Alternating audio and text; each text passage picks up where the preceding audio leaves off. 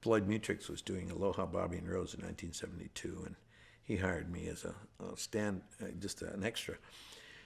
And in the processes of getting the situation set up for the scene that he was working on, and I was in one of hundreds of people in this billiard hall, in Hollywood Billiard Hall, right there in Hollywood and Western. Floyd was having a problem with the scene. It wasn't working. There was no tension in it. I couldn't even hear what they were doing. I was so far away. I was in one of the pool tables all the way at the wall. And they were in this other, there was 100, I don't know how many pool tables. There had to be at least 60, 70 pool tables, and they were all full. So there was 100 guys in there. And I remember he was doing it, and they kept on doing it and doing, and I could see that they were happy. They were talking, always talking, and they'd shoot a little bit, and then talk, shoot a little bit, talk. And so all of a sudden he stopped it, and he lined us all up against the wall. And he was looking, and I said, "Oh boy, he's looking for something. I don't know what he's looking for, but I'm right here." He's just putting that feeling out. I'm standing, hey. And as far as he was concerned, I was just a street kid, because he didn't know anything about me. He hired me on the street corner because I looked like the kind of person that he wanted. And a friend of mine had told me to go stand on this corner, the corner of Woodman and Ventura. And he came by with his car, and he says, "You here for the audition?" And it was raining. I was underneath the Orange Julius sign, and it was cold, and I was wearing all kinds of clothes. And he came down, and he had a little Spider Porsche, the kind that James Dean crashed in. And he had lowered the window a little bit, and I couldn't even see him. He says, "You here for the audition?" I said, "Yeah." He says, "Turn around." So I did a real quick turnaround, and I'm looking at him, and I'm in character, street character, because I knew the guy was a street guy. So I'm not saying, "Hi, how you doing?" And I'm playing really very distant, very, cold and distant and real defensive. He says, "Be down at the Hollywood Billiard Hall tomorrow morning, 6 o'clock. Boom, and he took off. So I guess I got the job.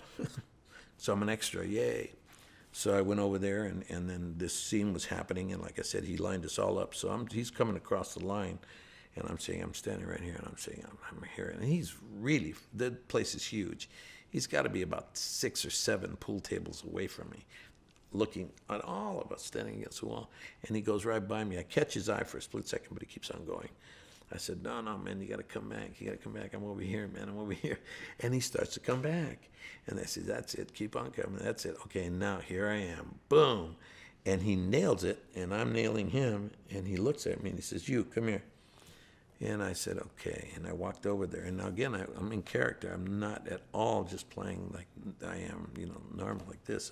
I have a Midwestern kind of a speech pattern. And I was playing an East LA kid. So immediately I drop into the East LA slang kind of talk. And he says, can you talk? And I said, a little bit. And he says, can you say that's how they play uptown with markers? And I said, yeah. And I didn't repeat it. He goes, okay, all right, let's try it again. And so I tried it again, and they went on to, I had no idea what the scene was about, but I was listening, just listening, and the camera was on. Paul Lamette was the actor, and it was Bobby Carradine's first performance, and Paul Lamette had just come off of a very successful film, Lucas's movie of, oh God! All the kids at the local store, the local restaurant. What is it called? American Graffiti. Thank you very much. I knew I'd catch it. American Graffiti, and Paul Lamette was one of the kids that was in it with Richard Dreyfuss and a whole bunch of beautiful people that had come out of that era. So he was starring in his first major role, and so the scene was he was talking, and I was behind him, just looking over his shoulder, and they do the lines, and it gets to the part where I have to say, that's how they play uptown with markers. And I don't say anything. And the tension grows, and and now, my guy who's standing on the other side, the head of my gang, was on the other side just looking at him. And now it's my turn, but I'm not saying anything. And Lamette, you could see that Paul was really getting very nervous that I'd either gone up on the line or I wasn't going to be able to say it. I wasn't confident enough to say it. So he turns at me to look to see what's going on.